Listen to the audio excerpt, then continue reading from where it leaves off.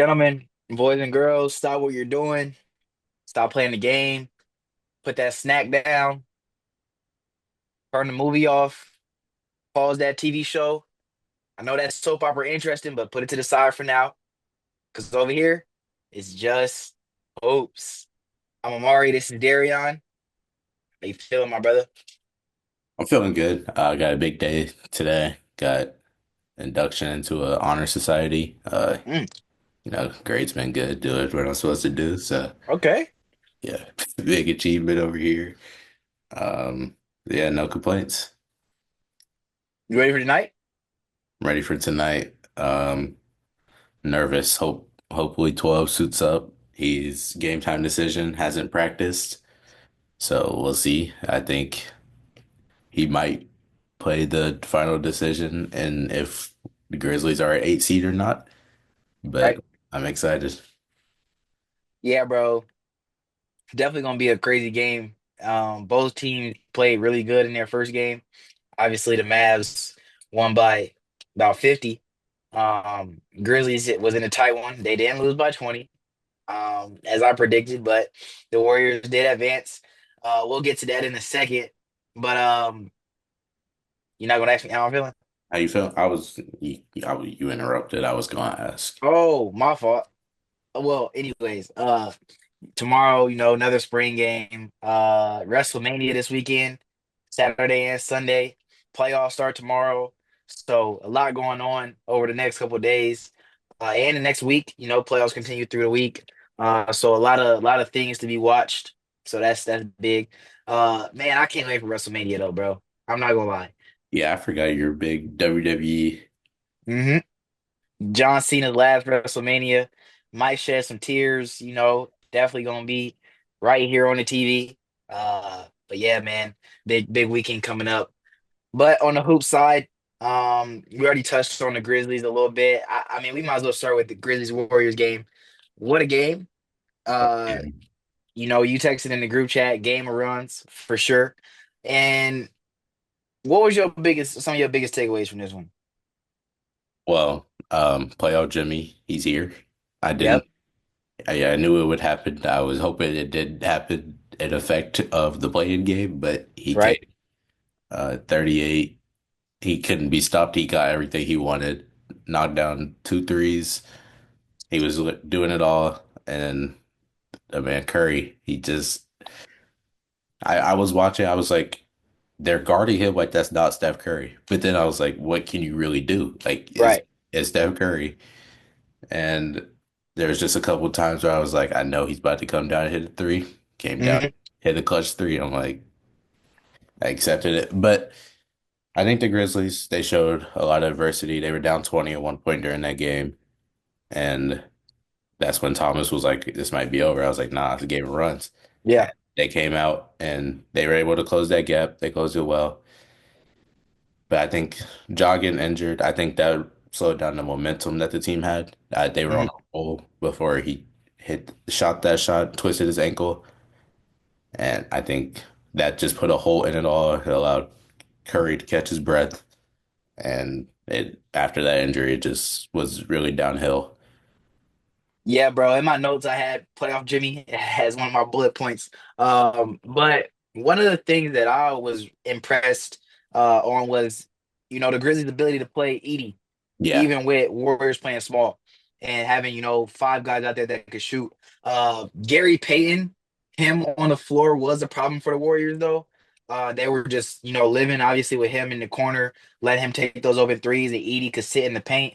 And I was, waiting for Steve Kerr down the stretch. I was like, they can't keep him in down the stretch. They can't keep Gary Payton in the game down the stretch because of obviously the liability that he is, and then it clogs the floor for everybody else. Um, but we saw Jimmy try to get down the lane a lot, and Edie would meet him there. And then the off-ball move, because Edie would be guarding Draymond, right? right. And the Warriors ran this play a couple times in a row where Jimmy drove down the lane. It was a pick and roll. Curry was a screener. Jimmy got down the lane, and then Curry came off a screen for Draymond. And obviously, it's a 2v1 over there. So if you even fight through that screen, you're gonna be late on the contest. Curry got his pump fakes, got an open look. So I mean, that's how they were able to expose Edie being on the floor. And yeah, that was the biggest thing. I was eager to see how they play around Edie or if the Grizzlies keep Edie on the floor. So I mean, yeah, I think Edie had to stay on the floor just because of his rebounding ability. He limits so many second chance opportunities, and he gives your team second chance opportunities. But that pick and roll was deadly, and it was it was smart to run it. I think they ran it like four times in a row, and mm, Curry hit two, three in a row. And yeah, you can't. That's what I was saying when I was like, they're not guarding him like he's Steph Curry, but there's not really much you could do there. You can't have Edie switch that because he's gonna get cooked. He's gonna get yeah, torn, and yeah, you fight through, you're too late. So it's a tough position to be in, and especially with the game Jimmy's having, you're sending two at Jimmy try to stop that when he has 38. So now it mhm, just creates a whole side of the court open for a two-man game, and yeah, that's a bad man to be on a two-man game with. yeah, bro. I mean, Curry 37, Jimmy 38, as you mentioned.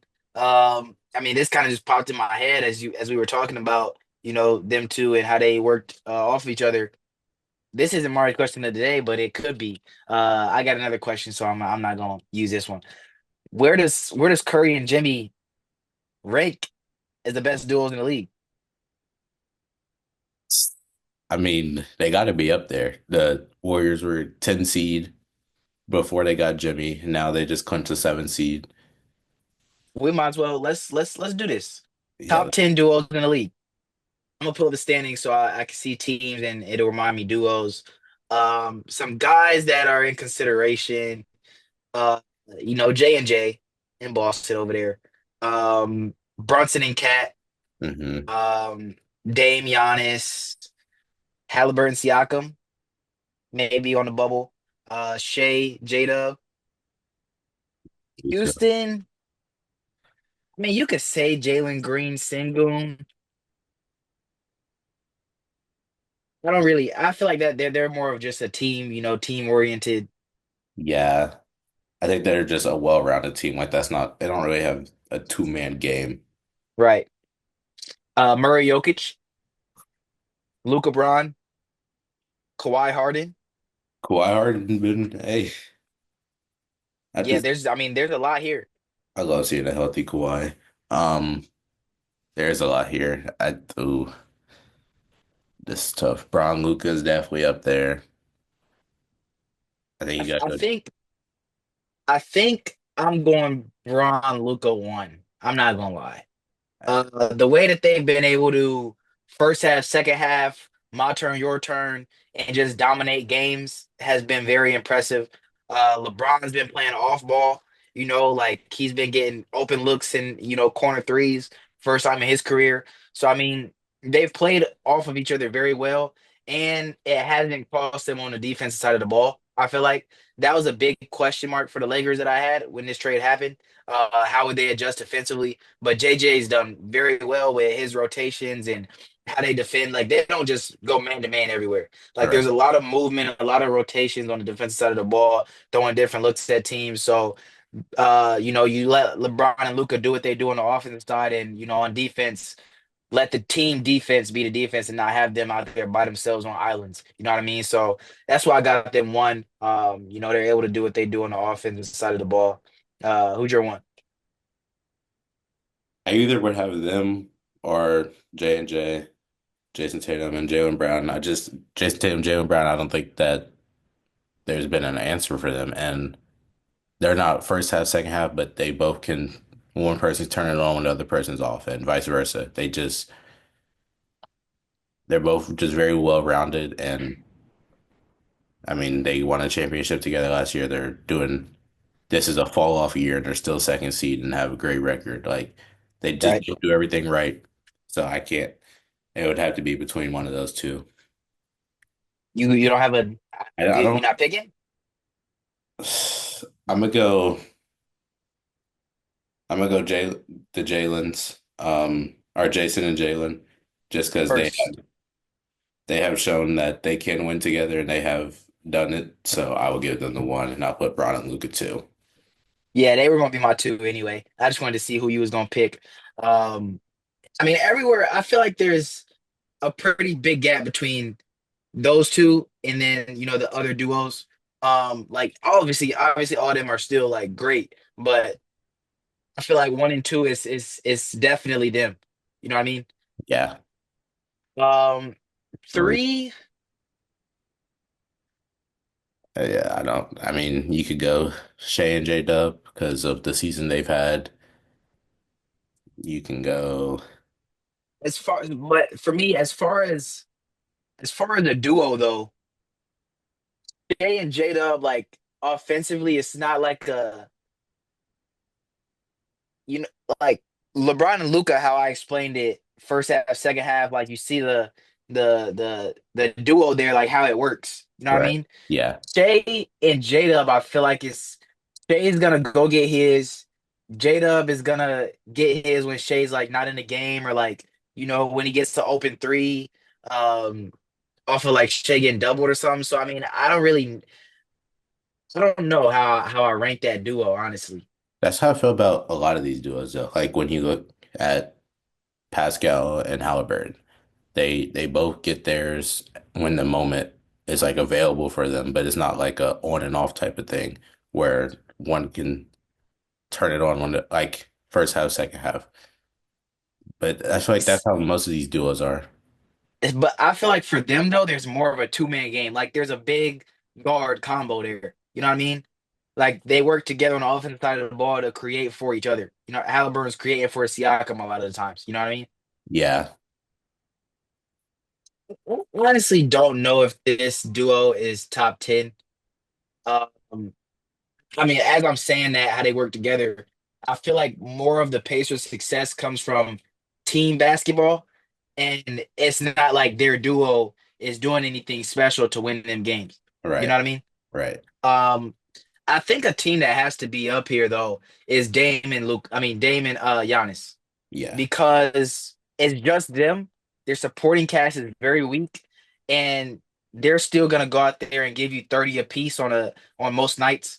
Giannis gonna go out there and give you a 35-point triple double, and Dame's also gonna have 30 on top of that. So I mean, and another team that has a big guard combo that works together to get buckets. So I mean, I think I might have them three, even though the team success isn't as great as you would have thought going into it.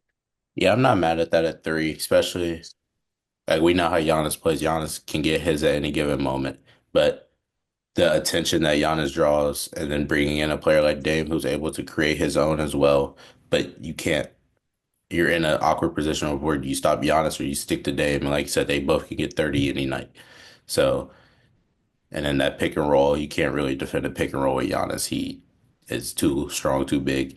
So yeah, their 1-2 game is nice, especially with the lack of cast they have. I know KPJ had a big game, stepped up a little, but other than that, they don't really have anybody who can answer a call when needed. Right. So you going with them three, I go with them three.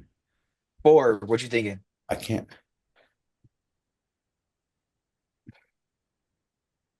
I mean, if I'm gonna go off this season, I might have to go Kawhi Harden. I'm not gonna lie. I think Mm, they they made a lot of noise on not even a lot. They made a lot of underground noise. I feel like they were underlooked a lot. And a healthy Kawhi, we know how that can be. He's one of the best players when he's healthy. And then Harden, his one move is still efficient to this day. He has right. continued to show that he can have his peak moments and be great. And being able to clinch a spot in the West at when they like they did, I think that I have to put them at the four. I'm gonna go Brunson Cat here. I was thinking about Harden Kawhi, but Brunson Cat, I feel like the dynamic of their duo is very weird. Brunson, a guy that's gonna get like very close to the basket, the little guy that's gonna get very close to the basket, work the mid range, get to his spots, use his body, be physical, and then Cat's the guy that's gonna sit outside, shoot a lot of threes. Soft, not soft, but Cat doesn't play like a big. You know what I Right. mean? Yeah. But we've seen the pick and pop work for them this season. to perfection. I mean, Brunson, obviously Cat's out the way for him to get to his spots and move around in there. Obviously, that's the difference from Mitchell Robinson that they've had down there, Hartenstein. So I mean, obviously great bigs, but they're kind of in the way of Brunson, when he wants to go do his thing down there, and Cat provides that spacing for the Knicks that's different from what they've had. Yeah, I'm not mad at that pick. I think it is weird seeing it backwards. Usually, you don't see the 6'1" guard being the physical of Right, the two and right. wanting to bang down low. But yeah, Brunson, he got that chip on his shoulder, plays a little chippy, and then the Cats outside. Yeah. And it draws because teams know how Brunson plays. You want to help, you want to limit that inside shot. And Mhm. when a big is closing out, trying to help him, you can swing it to Cat. They can't recover in time. And Cat can still make a move. He can still get his own off the dribble as well. So I can Yeah. see him being there. I can't think of who I would put at five. So I would probably put them at five just because of everything I just said. See, I'm not going Clippers at five. I'm going Clippers at six. At five, I'm gonna go Donovan Mitchell, Jared Allen. Now, most people might think the duo is more Mobley, Mitchell, Garland, Mitchell, whatever you think for the Cavs, but for me, it's Donovan Mitchell, Jared Allen. Jared Allen, his ability to catch lobs and be like a traditional center, and they work so well together because of how he plays as a traditional center. And Donovan Mitchell, obviously we saw him and Rudy Gobert work very well together, before all the COVID issues and all that. But I mean, yeah, they work the best together on the best team in the league. You know what I mean? Well, second best team. Yeah. The only reason I'm opposed to that because of what you said about the Pacers and how they have team success. I think the Cavs are a team that has team success, even with D Mitch being the one guy and being able to get his own. I think that they have a well-rounded team and they all play well off of each other rather than just two. See, here's the thing though. With the Cavs, we've seen. I'm pretty sure it was. I can't remember. I'm getting my timelines mixed up. If it was earlier this season or last season, where Garland was out, Mobley was out, it was just Donovan Mitchell and Jared Allen. And the Cavs were still a phenomenal team with just them two guys playing. And that was the big duo. Like Jared Allen was almost an all-star because of how well they were playing together. You know what I mean? So that's why I'm still like it's not the same for the Pacers for me because when Siakam initially got traded to the Pacers last year, they were terrible together. All Like the right. Pacers weren't winning games, they weren't playing well together. Like there was no it wasn't the guard big combo that you normally see. Like it didn't look clean. But we've Mhm. seen Donovan Mitchell and Jared Allen by themselves look very clean and look like a very good duo. So that's why I got them at five, Clippers at six. Yeah, that makes sense of why you would put it. And I think it makes it easier in the sense of when you have a traditional center that's gonna pick and roll, be a lob threat and post up bang down low that you can be able to have that 1-2 combo rather Yeah, than like a Cat or like a Siakam where they can play outside, they can create their own. right. So I can see how that could play a factor in how you put them there. Yeah. Yeah. Six for you? Oh, I forgot we said top 10. Um, Yeah, that is a lot. yeah, trying to think of other duos. You wait, so let me see your top five. You had Celtics, Lakers, mm, Who do we have? Three. Bucks, Bucks, four Clippers, Clips, and then I had Knicks. Knicks. Yeah. My six was the Your- Clippers. Yeah, your six is the Clips. My seven is Golden State right there. I think I'll I go Golden feel like State they fit right six. there at seven. I think I'll go Golden State six. You gonna Golden State six Yeah. over Mitchell and Allen I or any other Cavs duo. I'm gonna put them over Mitchell and Allen. I'm gonna just stand on my argument I made of where I feel as if they're team oriented success. Even though I just made a very great counter argument He against that. did, he did make a very great counter argument. So wait, so other than arguing against Mitchell and Allen, like what's the argument for Curry and Jimmy above them two? Well, I think Jimmy creates the opportunity for Steph.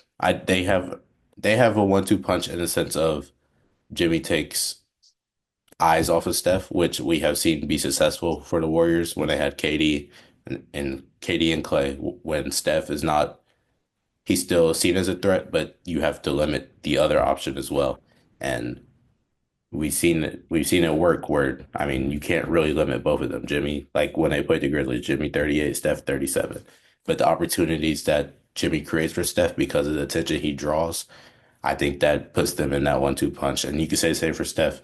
Steph is able to draw so much that Jimmy's able to get a one-on-one on another wing and get inside, get to the foul line, or get an and one.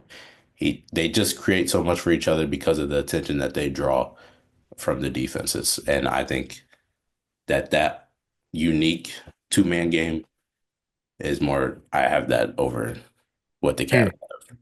okay. I mean, I'm, one seed in the East, 64 games, yeah. Just gonna throw that out there. Play in. Hey, I mean, like I said, it's team oriented, takes more All than right. All right. My eight, I'm gonna go. I'm gonna go Denver. Uh, can't keep them all like out of yeah, the top no. 10 completely. Obviously, it's been down this year, and I was thinking about this when I was looking at Denver.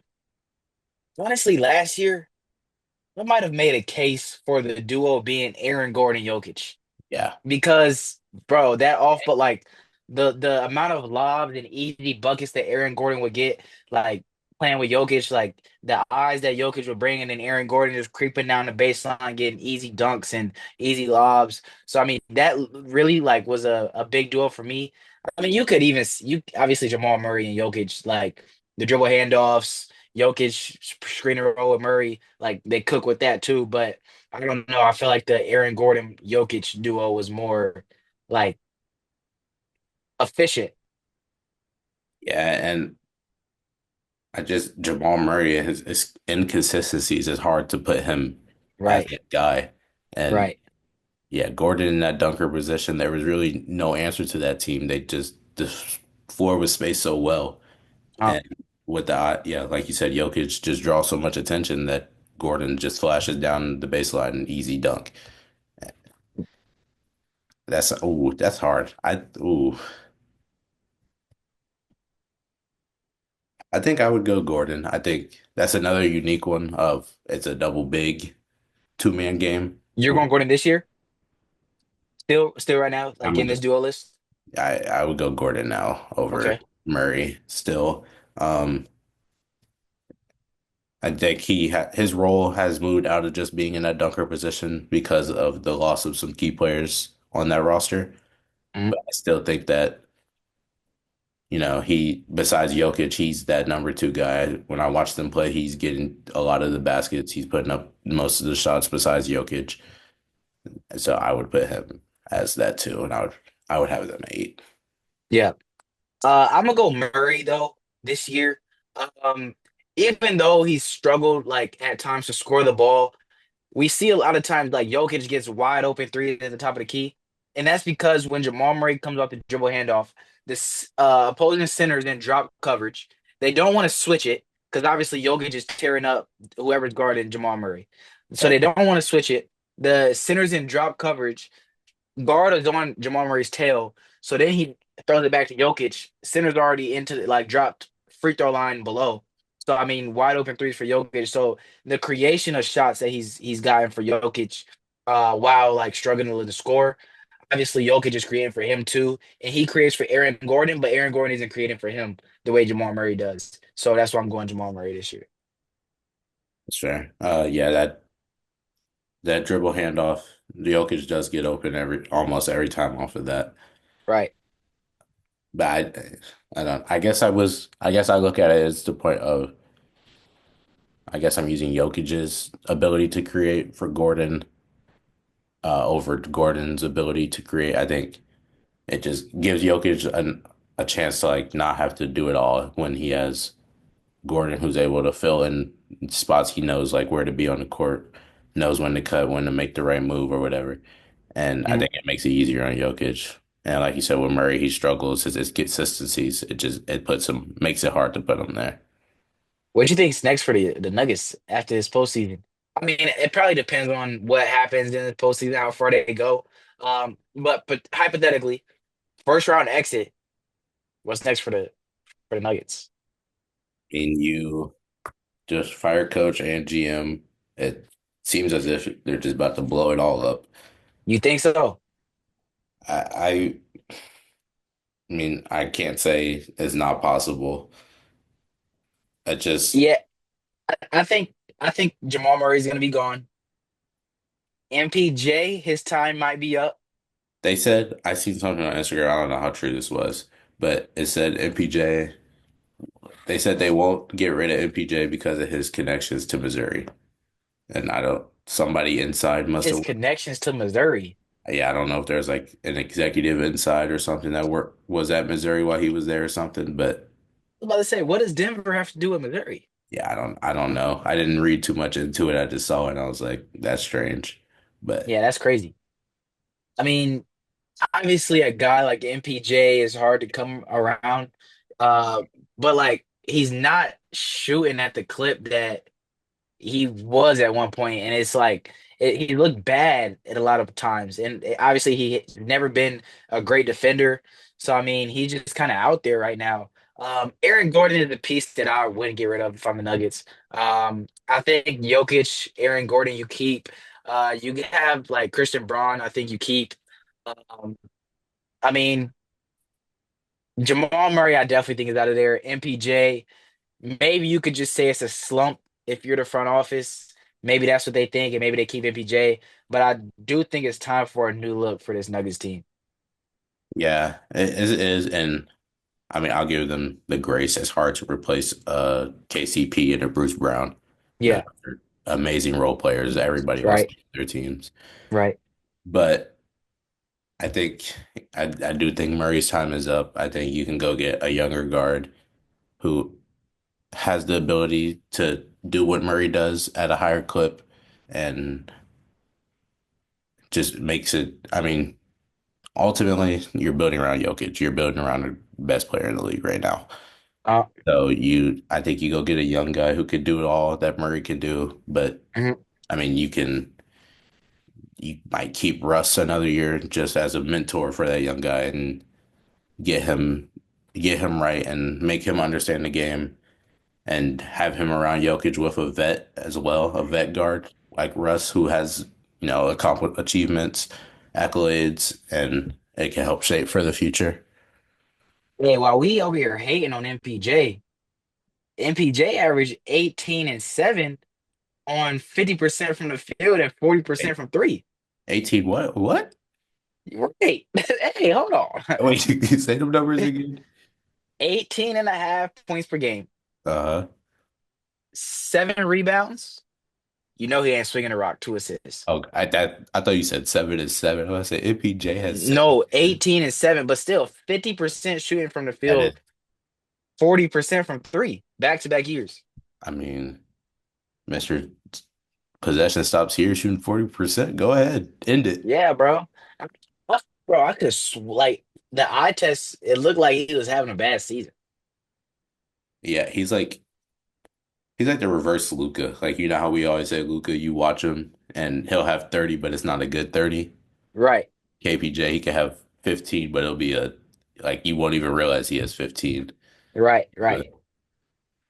but Yeah, yeah, bro, that's crazy. that is good numbers. So yeah, maybe MPJ is not on the trade block. I I don't even remember where we were. think What we're we on say? 9, I believe. 9.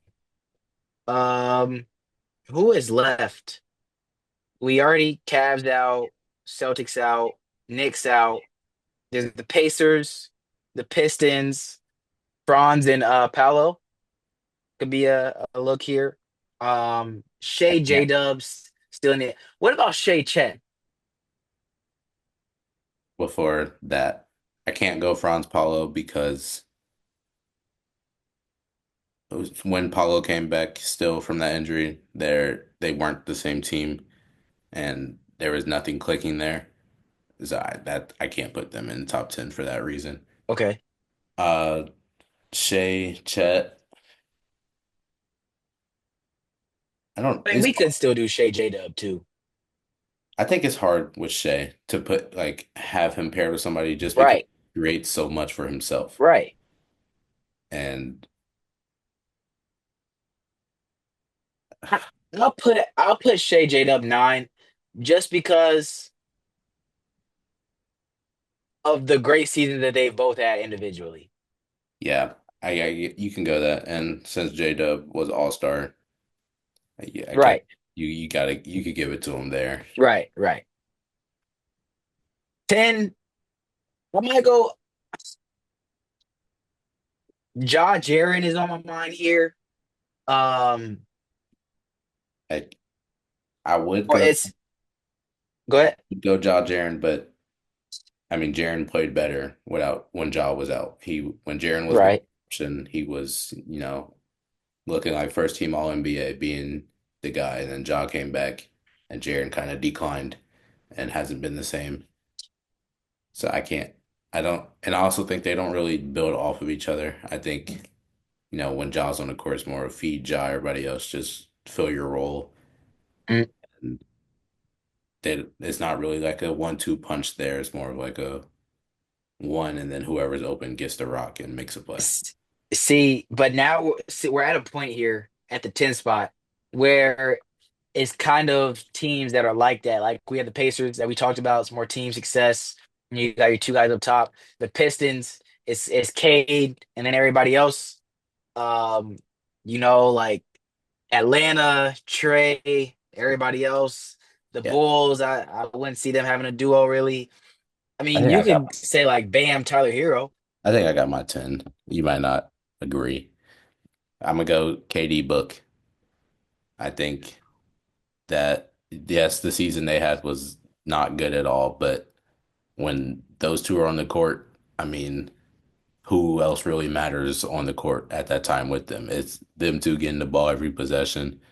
And yeah, they're not creating, but I think we're past the stage of creating for each other and it's more of just trying to win. And I think those two are two players who want to win and will get you 30 a night as well. All right. I'm gonna go somebody here that I don't think that you're thinking about either. You might be surprised at me saying this. Give me Anthony Edwards, Julius Randle. Now, they figured Explain. it out. Wait, they did figure it out. They figured it out. And they look really good. Obviously, pulled the Timberwolves up to the 6th seed, put them out of the play-in. They looked bad. They looked pretty bad for a while, and they were really struggling to figure out how to make this team work. But they figured it out. They did. And, they looked really good towards the end of the season. So I'm gonna go and Julius Randle. Yeah, I think, like you said, we're past the point of can two guys create for each other? It's more Mhm. of are there two guys that can answer a call when needed? Yeah, yeah. So I think they're both good picks. I wasn't thinking Ant Joran at all, Uh, but KD Book. I mean, we know the mentality they have, and it would be a harder argument if Bradley Beal wasn't terrible. yeah, bro. He washed. Got washed quick too. Yeah, that's bad. Yeah, bro. Sad to see for the Suns. Obviously, they probably gonna blow it up this offseason. We talked about them enough. But yeah, that wraps up our top tens. I got Amari's question of the day. We kind of late getting into it, but um, gotta stick with the segment. Um, can you name again another little ball knowledge test? This is more. This isn't really ball knowledge. This is just top 10 jersey sales in the NBA right now. Oh, I've seen I this. need I need I need numbers. No, oh, I don't know. Like no, like rank. Like Oh, don't just say the player. I need you to call out where they at in the 10. okay, that's tough. I want you to Luka, start with your one. Luka won. Luca's one.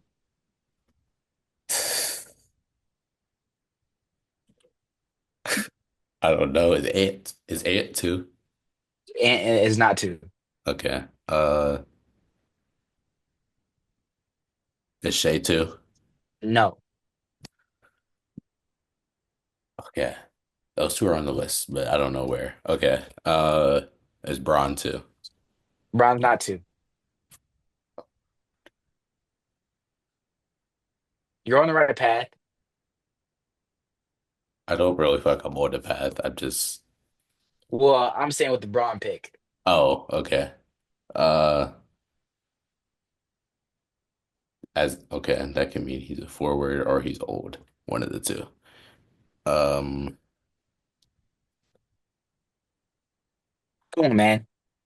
I don't, I'm trying to think of who Change the game. Jokic changed the game. No. Curry? Curry. Curry's too. Curry's two. I didn't know Curry was still up there like that. Wardell's two. Okay. Shout out my boy Steph. Three. I feel like this has to be Braun. Bron three. Okay. Four Four is the guy you have not mentioned yet.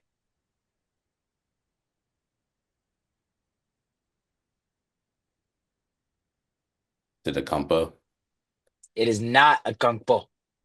Um, Jokic. No. That's Giannis is not top 10, actually. that's crazy. A guy I haven't mentioned yet. Okay. I'm gonna say KD. I don't think it's KD, but AD is 13. Giannis is 11. that's crazy. Giannis not top 10. Yeah. Um, is it oh, is it Tatum? Jason Tatum is number four. I forgot about my East Coast boys. Five. Okay, wait, who do I have? Luca, Curry, Braun, Tatum. Okay. Yeah. Five.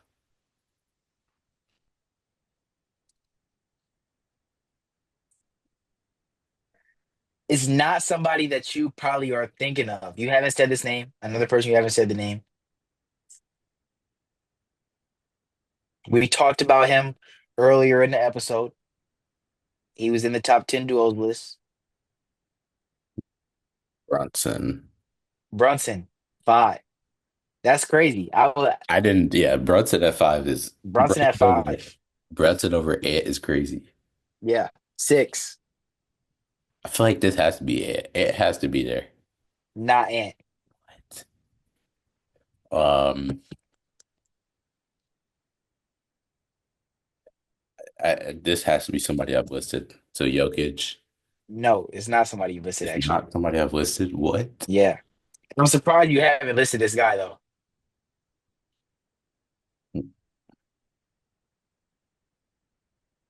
East It's or not West? like the under the radar guy. Definitely not under the radar. Like if you was in the same building as him, you he definitely not going under the radar. That I mean, that could be idiot. Uh, But I'm saying this for a specific like reason. West. I'm not telling you no hints No hints. All other right. than what I've already said. Come on. Uh, Potential face of the league, oh, Wemby. Wimby. You said no hints and then give a hit. I did. Was that seven? Number seven now. We're on seven now. Okay.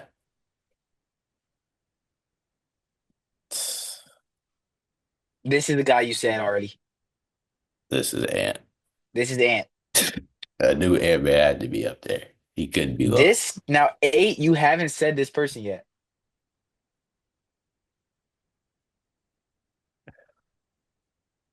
Ja.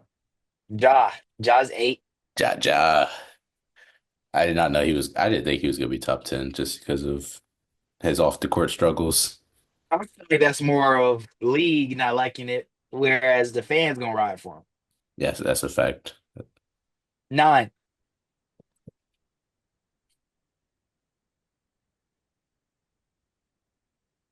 This Oh guy, or you got to guess? no, I didn't. I just said This guy, he's gonna get buckets.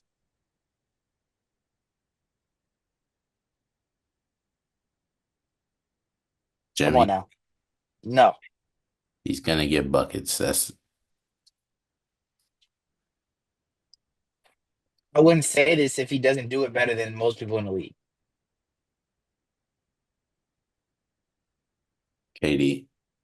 No, Kevin Durant is 13. Oh, he said say that. Um, he gets buckets more better than most Like people. any other hint that I give you, you're gonna SGA. get it. SGA 9 and Okay. 10. Like anytime see this guy playing, he all scratched up, a whole bunch of scratch marks.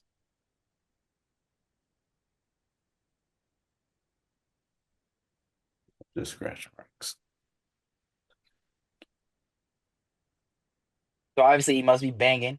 That's why I just he's a big, so it has to be.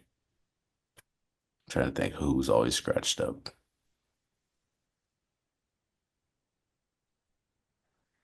Come on now.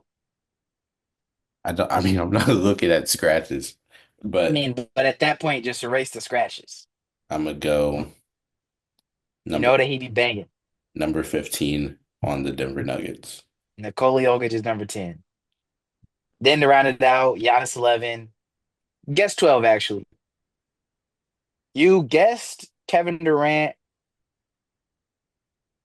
14 and 15. I don't think you said either. Might as Well, well round out the list. might as well. 12. I don't know. Tyler Hero, No, this guy is on a bad team. LaMelo. LaMelo. Yep. 14. You said one of his teammates on this list. See, okay. See the it could be a lot of people. Dame, Nope. Cat, Nope. Jalen Brown. Nope. Okay. Um, well, said his teammates on this. I said his teammate. Chet, Nope. CP3. Nope. This guy, he's been in the league for about 10-ish years now. Book. Book. Book 14. And then you said this guy recently for 15. I I just said it. Yeah. Okay. I don't even remember who I just said. Jalen Brown, Cat. Jalen Brown. Okay. Jalen Brown is 15 to round out the list. I did not know Yeah. JB top Yeah. 15. Yeah, bro. It's a good mix of like young and old, Obviously, you still got your Braun and Curry hanging out at top. But then after that, like it's all young guys until we get to Kevin Durant down at 13. So them three really the only three hanging in there. And obviously they gonna be there till they retire. But face new faces of the league taking over. Um, Kind of a transitioning point right there. Speaking of faces of the league taking over, new faces coming into the league. Want to talk about the WNBA draft? One, Paige goes number one. Um, Not much to say there. 100% expected. All right. If she didn't go number one, they might have had a drug test on her. Number two, we got ourselves a prospect. We got ourselves a Dominique Malonga, from France, number two overall pick, dunking with ease. Bro, We haven't seen this. she did a drop step one hand dunk. We haven't seen this before, bro. This This could be a problem. this is what everybody wanted, but yeah, this could be she could definitely create some problems. I cannot wait to watch her play in the WNBA. Yeah, I'm ready. Her it's these France, what's going on? They experiment over Hey, France. they doing something over there, bro. But yeah, a female being able to drop step dunk and like she can move. Like it's not like she's a slow. Yeah, She yeah, has yeah. speed to her. Right. So she's definitely about to cause some havoc. Yeah, It, bro. I can't wait for this. I'm ready for that, and I'm ready for Paige, Paige versus Caitlyn. Mm. They didn't get an opportunity to match up in college, but we everybody's been watching Paige since high school. She was could be seen as the original Caitlyn. She was Yep. had that name first. Right. So I'm excited to see them play and match up. Yeah, bro, the new gen of women's hoopers is definitely bringing a lot of attention to the game. We definitely saw the impact of Caitlin Clark and Andrew Reese coming into the league, and now there's more and more coming every year, and this is good and big for the game. Haley Van Lith got drafted at number 11 to the Sky. Back up with Angel Reese teamed up over there, LSU reunited. So yeah, bro, it's definitely gonna be exciting. The season, it's a quick turnaround, WNBA. You know Yeah, what I yeah, mean? yeah. They got that quick turnaround between draft and the season starting. I think they start May 7th, I don't. I believe. I believe that's correct. Sometime early May they start. So I mean, it's all quick from the national championship. They had 8 days, and then they got yeah, drafted, and then they right, get a couple 2 weeks to get ready with the team. right. So Yeah, ain't no summer league, none of that. So I mean, the schedule is definitely a lot tighter. First game start May 2nd. May 2nd. Yeah, Wow. this is preseason, I believe, though. Okay. Yeah. Yeah, because the Sky play Brazil. Oh yeah. That's 2 weeks. Yeah. It's crazy. So yeah, bro. Um, Definitely gonna be exciting to see. Women's hoops is come a long way and still growing, still a lot of growth to be made. And big shout outs to college basketball for producing all this talent. And I mean, well, other than Dominique, she came from out of nowhere. Right. I think Uh, with college, we were just talking about this in class with women basketball, making them play all 4 years. I think that helps because, you know, with the one and done, a lot of these guys are, I mean, they're ready and they just need a year, mm, one, because it's required, and just a year to put some muscle on, just get a little bit more reps. yeah, But some of these females, like, they're when they come in, they're not at the level that they are when they graduate. yeah, And the 4 years of experience playing under a great coach, a great staff, it elevates your game. And I think and we can see with Caitlin Clark, she came in to Iowa. She had a name, but she wasn't the best. And her senior year when she's graduating, everybody knows Caitlin Clark. Everybody's watching yeah, Clark. yeah. So I think that the 4 years helped them in the sense of making the name for themselves and improving and getting ready for this league. So I will give the credit there for college basketball, women's college basketball. Yeah, I definitely feel like that's what I was gonna say. You were touching on the basketball side of it, but I was gonna talk about the building your brand in Mhm. college because that's where the most eyes are right now. Still, women's college basketball, and obviously most eyes are on the tournament, the national championships and stuff. And when you play in college 4 years in a row instead of just the one, you're seen by these people all 4 years, and it gives them more motivation to follow you onto the pros and watch you at the next level. So it's definitely big for women's hoops for women to stay all 4 years. And I mean, even men, like say for example, Cooper Flag decided he wanted to stay all 4 years at Duke. Now, obviously, there's more money to be made in the NBA. There's more eyes on the NBA, but say he's a bust. He stays in college all 4 years, there's a legacy that'll be there forever. He's already player of the year this year. And who's to say that he doesn't repeat next year? And like his legacy would be crazy in college. And that's not going anywhere, bust or not. So I mean, college like Jimmer Fredette, college allowed him to build a name for himself. And obviously he didn't really do much in the league, but like his college legacy lives on forever. Yeah, I think on the men's side though, it's hard because you want to get to the league and that's your ultimate goal, get to the league. And Yep. when you have a season like Cooper had, even though he's staying, so he's like not the best example. Uh, You have a season like he had, you know you're ready. So it's like why wait? And right. but I think when there are players like I would use I'll use Tahad as an example. He declared for the draft. I believe he Mhm. should stay a year, just because one, and I can use Rob as well. When you're a player of their caliber coming off the bench, I think you should wait until you get into that starting position and could be the one guy Right. because then you can it helps transition easier into becoming a role player because you can Mhm. still have that element of being the one and being in control rather than already coming off the bench and being seen as a role and then going into the NBA and being a role player and you're further in rotation, it knocks you down. So I think that players like that should stick around. Yeah, I feel like guards should be the guys that stay in college a little longer. Like Cooper Flag's 6'10".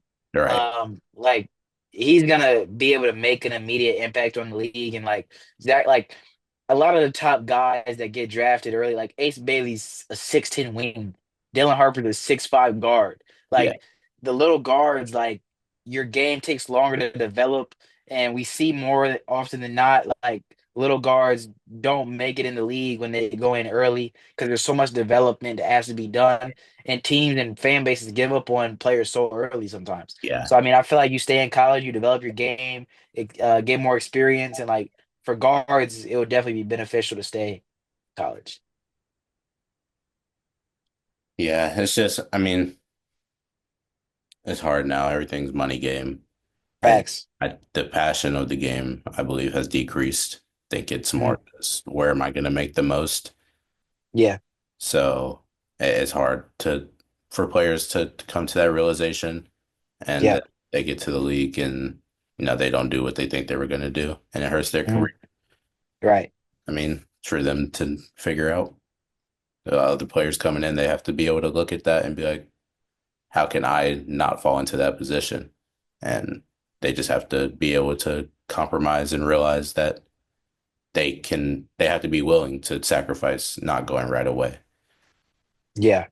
Yeah, bro, it's definitely a game of cat and mouse. Yeah. Um, Especially with NIL now. I mean, you could get paid in college. But yeah, I just wanted to touch on the WNBA draft real quick before we got up out of here. Um, you got anything else you wanna talk about? No, I guess we can real quick on the Hawks Bulls game. The Hawks are the Bulls are not the Hawks Bulls, the Hawks Magic. Uh, Um, that was the Hawks looked terrible. Just simply put, I don't really have. Massacre. Yeah, Yeah, and it was times where they kept, they made it close for a while. End of the third quarter, I think it was a 6-point game. Jersey Yang hit a shot at the end of the third quarter. I can't remember. I think it was 8-point game. They cut it to double digits after being down by 20. And, it looked like it was, finally about to be a good game. And then once again, the Magic kept getting stops. The Hawks couldn't score. Magic getting easy buckets on the other end. Cole Anthony, I was surprised with the green light he has. Man, Cole Anthony, hey, yeah. he was shooting that thing. Cole Anthony and Anthony Black, they both was Yeah, off the bench hooping crazy. right, right. But on the other end, the Bulls, um, who did they play? The Heat.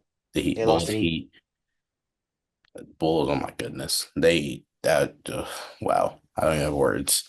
Yeah, all the other games were not very interesting other than the Magic. I mean, the Grizzlies Warriors game. So I mean, that's the like downside of the play in sometimes is like some years it's gonna be great, some years it's not gonna be great.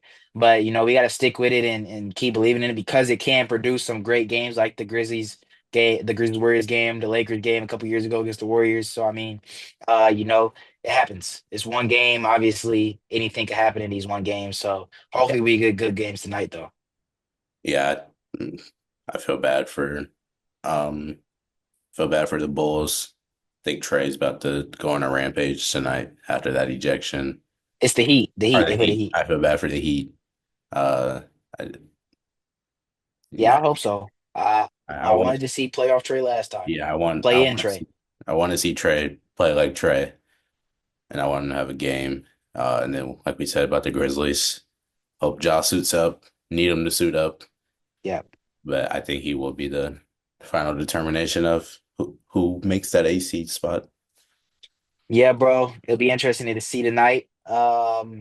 First game is at well 6 my time, 7 your time, Yeah, right? yeah. Yeah. So Grizzlies played a late game. Be up for that one. But yeah, man, that's all I got for today. Where's Wisdom? 1% better every day. Not every day is gonna be like the last, but you got to be able to capitalize and make the best of the day that is present and in front of you. And just do, if you could do something better than you did yesterday, that day is already better. So just find something you could do better each day, and you'll push yourself, and you'll see a different result. Real. That's real. Hey man, W words of wisdom. Um, yeah, I don't got nothing else. We'll catch y'all next time. Peace. Peace.